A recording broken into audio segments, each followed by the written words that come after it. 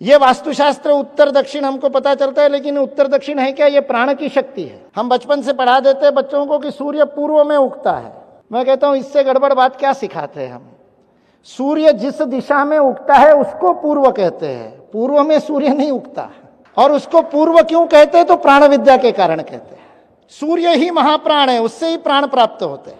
तो उस दिशा को पूर्व क्यों कहते हैं? क्योंकि सूर्य के उगने से पूर्व प्राण आ गया, प्रकाश आ गया। पूर्व का अर्थ के पहले, सूर्य के पहले प्राण आया, इसलिए वो दिशा पूर्व है। सूर्य के जाने के बाद भी प्राण है, पश्च इसलिए पश्चिम है। जिधर जाने से प्राण की गति बढ़ते जाती है, मात्रा बढ़ती है, उत्तर लगातार बढ़ती जाती है, इसलिए उत्तर है। जिधर प्राण कम है इसलिए दक्ष, सतर्क रहने की आवश्यकता, इसलिए वो दक्षिण है। वही आग्नेय नैऋत्य में, पूरी पुस्तक अभी नहीं बता दूंगा।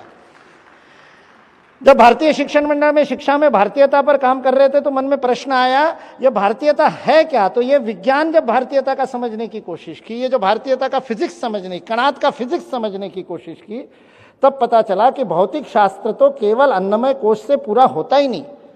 Bye only studying matter you cannot study physics, you need to understand the underlying energy. जो यूनिफाइड थ्योरी के अंदर वो एक ऊर्जा को खोजने का सारा विश्व फिजिक्स प्रयत्न कर रहा है, उस ऊर्जा को हमारे ऋषियों ने कब का खोज लिया था प्राण शक्ति के रूप में। 22 जनवरी को साक्षात देखा। उससे 2 दिन पहले जब वो सारा धान्य में और सब रखने के बाद में वो अरुण योगीराज जिन्होंने वो मूर्ति बनाई रामलला की, कह रहे थे रात को 2:30 बजे का मुहूर्त था जब वो रामलला की आंखों पर लगी हुई पट्टी खोली गई। अरुण योगीराज कहता है मैं सामने बैठा था, मेरे आंखों में आंसू आ गए, और वो साथ में जो कार्यकर्ता थे उनका हाथ पकड़ करके वो कंपित करके बोलता है, अरुण ये मूर्ति मैंने नहीं बनाई, ये मेरे रामलला नहीं है, क्योंकि मूर्ति का विग्रह बन गया था, पत्थर में प्राण प्रकट हो गया था। ये प्राण प्रतिष्ठा का विज्ञान भारत